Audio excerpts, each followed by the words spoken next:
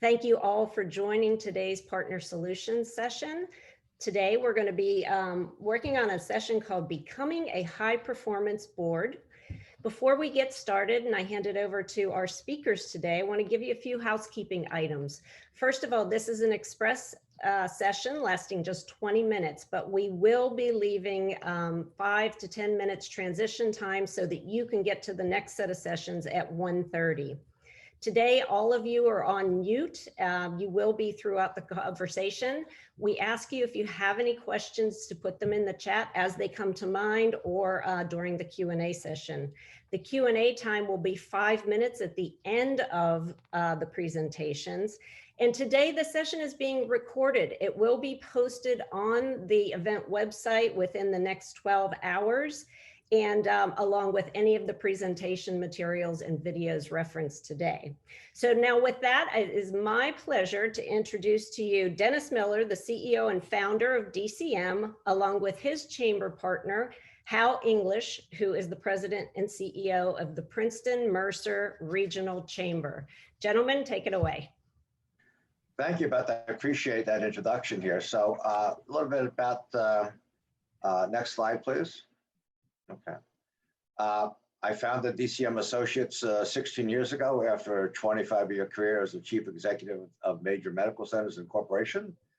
And I've had the pleasure of recruiting Hal to become the CEO of his chamber, and very happy and delighted that we're presenting here this afternoon to you on a course I created about a year ago, how to become a high-performing board. And at this stage of the game, I want to turn over to Hal, and I'm going to tell you about the course and how it's also applicable to all of you, and we'll take it from there. So Hal.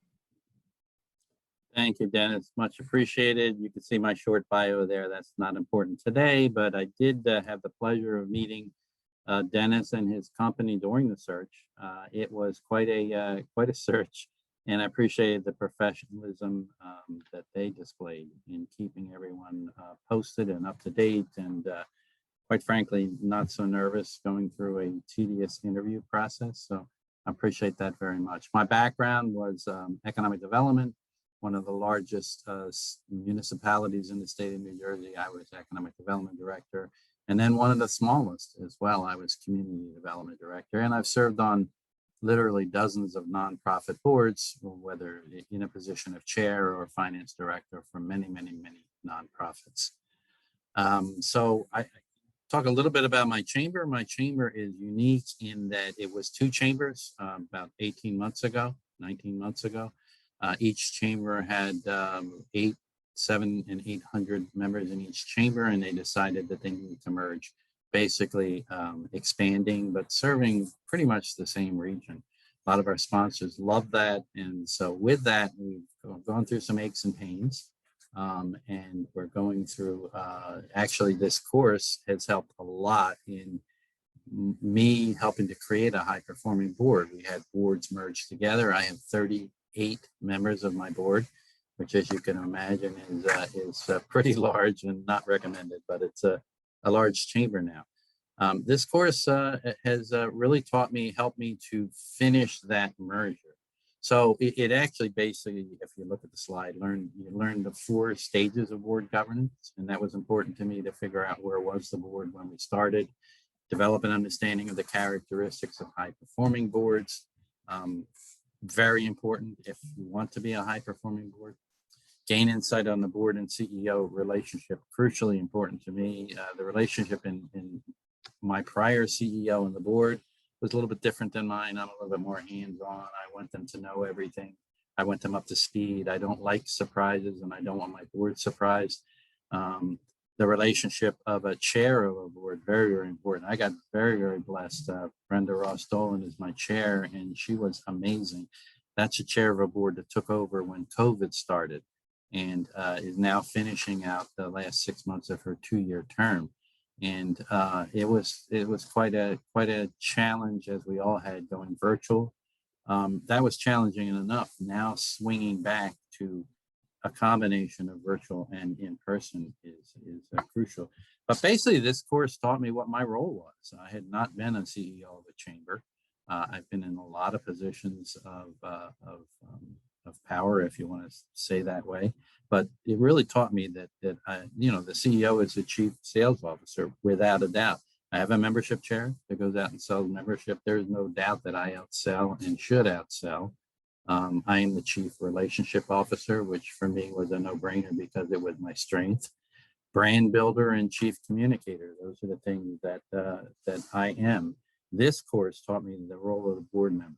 So a lot of us appoint board members because of who they are or who they know, or, you know, let's get a good prestigious board going, but really don't know the true role of what a high performing board should be.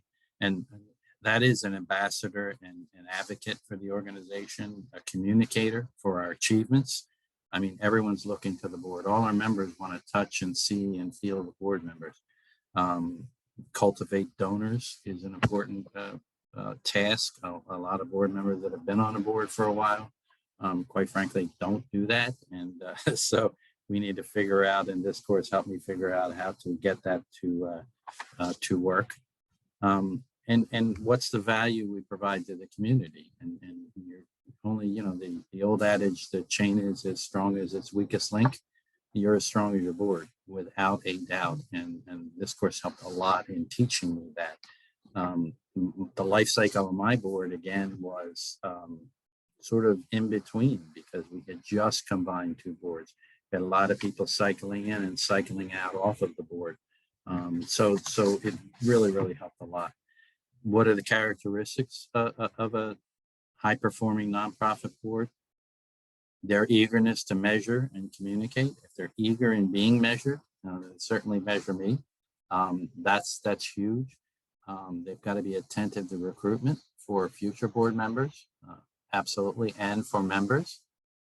They really should be helping to recognize new leadership and communicate what that leadership succession should be. Very important that who's coming up can make that commitment and is the right fit to make that commitment.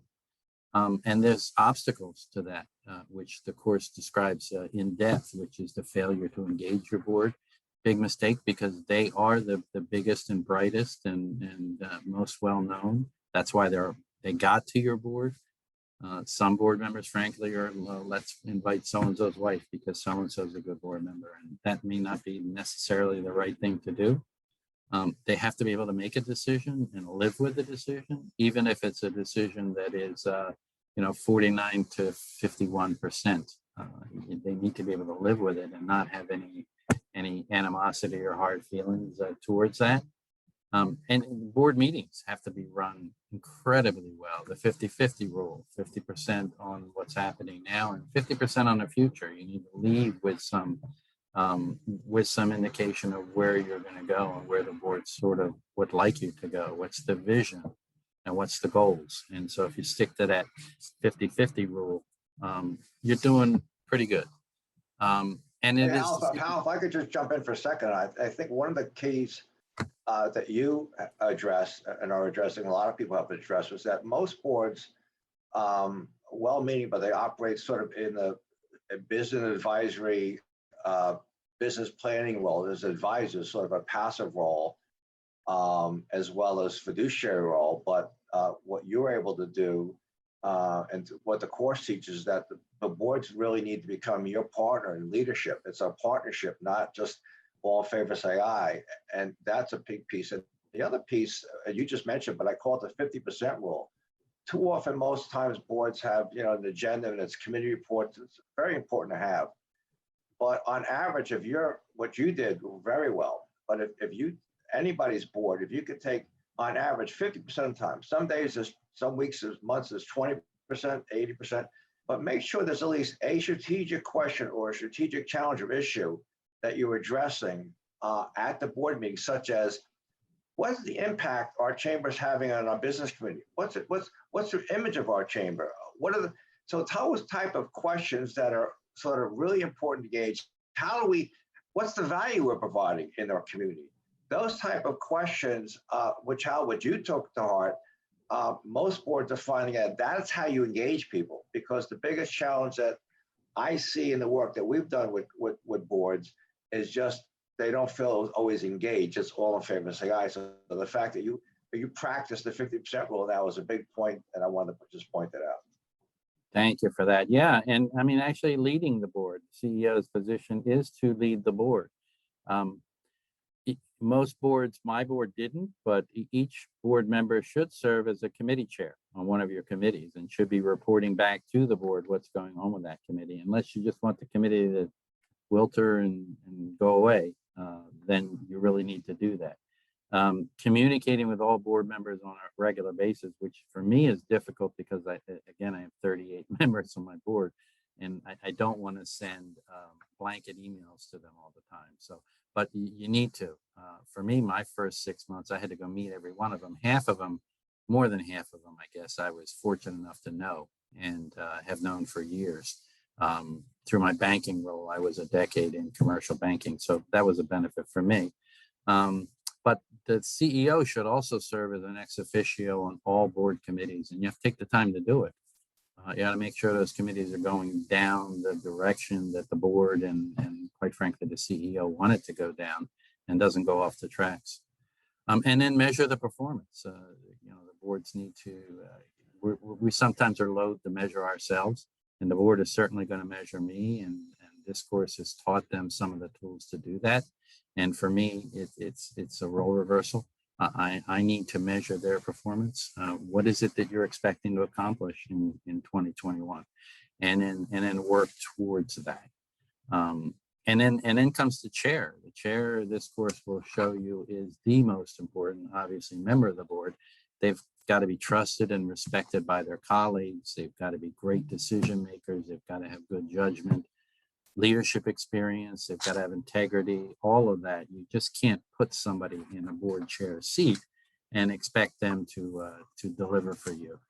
And the relationship between the CEO, and the board chair. My chair and I are so close, and we don't need to, but we talk at least once a week, and I brief her. I don't want, again, surprises, let her know everything that's going on. And we sort of are the yin and yang. We bounce things off of each other, and our chamber has been really, really, really better because of that in the last few months. Training for board members, very, very important. We're actually going to use Dennis Miller Associates to do our board retreat. We've not had one in years. And we're going to do one every January when the new board comes in. 1/3 of my board cycles off every year. You get a 2-year term, then you can get another 2-year term, and then you're off the board for at least a year. And we've not had training of the board of what is expected of them and what do you want to do. And so the board retreat is really important. And then the visionary thinking, the strategic plan. I immediately convened a new strategic planning committee. I had 6 new board members that just came on board at the same time I did, and put them all on the strategic planning committee. They're new, they're fresh, in addition to the older strategic planning committee. And they have come up, we have spent hours and hours and hours of valuable time understanding where do we want to go, especially now. You can't look back to 2019 and say we want to get back to that level. No one knows what the new norm is. You certainly can't look at 2020 and say now we can measure something, because you can't. So we have to start from scratch, but this is advantage because we can build in our measurements. What do we expect and what do we want to do? We can kind of build that right into what we're doing. So hey, I'm just going to jump in. I see on the chat board, there's 2 questions that I think both for you and I, but I'll just take it first here. One is about what metrics do we use to measure board's performance, and what's the most critical metrics? I think it's measuring the level of engagement and motivation. I mean, I think at the end of the day, how well they feel engaged. Too many boards, it's sort of, in and out, all in favor, say aye. Board chairs don't ask members questions. It's very kind of routine. And then people leave, no sense of involvement, engagement. They don't feel like you miss anything. I think what Hal's picked up, what I've tried to do in our board course, is obviously understand the level of the partnership, but engagement, really engagement and motivating your board to feel an integral part of it, and that their voice matters, is really how we measure performance. well, it's both qualitative and quantitative, both. I mean, you can measure them by budget reports, new donors, amount of dollars, those kinds of things, new members, new sponsors. whatever they brought in. But most importantly, it's, are they engaged and are they giving you good feedback? And I'm thrilled with my board. I have seen them step up, and anytime there's an issue, someone who has expertise in that area, and that's the advantage of a well-appointed board, steps up and says, here's how we can do it, and here's what we can do. And that's just free, good advice from your board members. Very, very, very important. But the vision statement. Hal, I'm sorry, but I see in terms of questions come up. What I'm going to do just for everybody participating, we'll try to answer as many questions in the next few minutes here also. Anybody that wants a 30-minute free consultation with me on any of your issues here, just email me. It's at the end of the presentation is Dennis@DCM, as in Dennis Charles Miller Associates.com. The questions we're getting about board engagement, impact in the chamber, how to build a board, all those factors are in the course here, but I'm happy to give you any free consultation you like here. I think with our time here, we probably need to go to the next slide, which is right here, which is how does it work? Okay. I created this course about a year ago. It's an online course. You can use it at home in your office on a mobile app here. Basically, it's an online course, so it's a license for a year. It has 8 modules. Each module, though, has about 2 or 3 various topics here. You can register up to 25 people on your board, but actually for a year, you can register up to 35 because you can add at least 10 people. The course not only comes with a workbook, but a certificate of completion and an hour of consultation with myself here. But the great thing about the course, it is only $975 for up to 25 people for your license, not per person, for the board. So it comes out to about $3 per board member per month. It's about $39 a board member to teach here, and it's a license for a year. And so that is kind of how the course works. You'll see our brochure in a second here. You can go onto our website and sign up for the course, but we'll provide you all that guidance for it. But I'm really appreciative of Hal as one of our key partners. You can see here, besides our Dennis, if we could get to 1 or 2 additional questions before we wrap. I'm happy to do that as well. Please, you want to just ask them out loud so I can hear them, Beth? Sure. This is a good one. When you see a good old boy system developing, what strategies could the CEO use without creating issues? Yeah, I think the first thing you need to do is find one board member, particularly one that's going to be in leadership, that really wants to go on to have a contemporary, but you got to find one board member that will partner with you, provide a book, provide someone like myself to speak to your board on Zoom for a few minutes. But I think as a CEO, it's very difficult by yourself to change the culture. I think you need to change and have someone like what Hal does, what Brenda doing as the board chair. So I would find a board partner, a board member that has respect to the board, that can say, hey, guys or gals or guys, Old Boys Network, maybe we need the time to look at something differently. I think that's really important. Most people, join boards on all boards, with few exceptions. There's no board training. So I think I would find a partner if I was a CEO. Okay, another question is, how do you recommend strategies to keep very large boards engaged and still have that feel of one-on-one? How do you want to take that first, or you want me to jump on that one? Let me just say that you have to keep them interested. You got to keep them engaged. So what's the issue? If they all feel that they have something to add to the table, then that definitely works. And you have to be careful about the mix. I've done a matrix of my board, which will tell me what industries they're from, color, creed, religion, age, tells me everything about who they are. And it creates a very diverse board. And the more diverse, the better it's going to be. Beth, one other small thing. I think, listen, I chaired an association board. I've been on numerous boards. I partner with a lot of them around the country. I know what that's like. You got to find a way because everybody's pretty much an individual business person sitting on the board, but representative.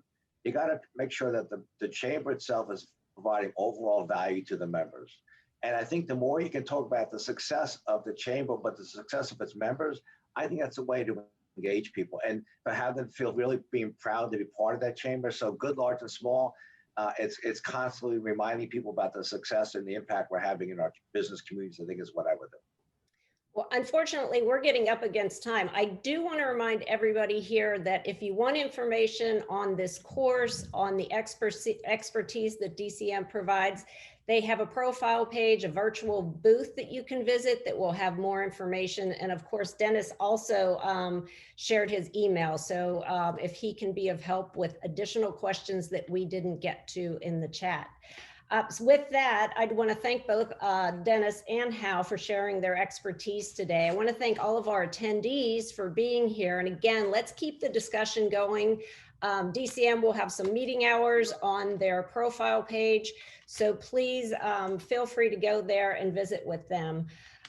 Finally, I just want to remind everyone that we have another set of Partner Solutions sessions starting at 1:30. And I'm going to give Dennis a very quick final word.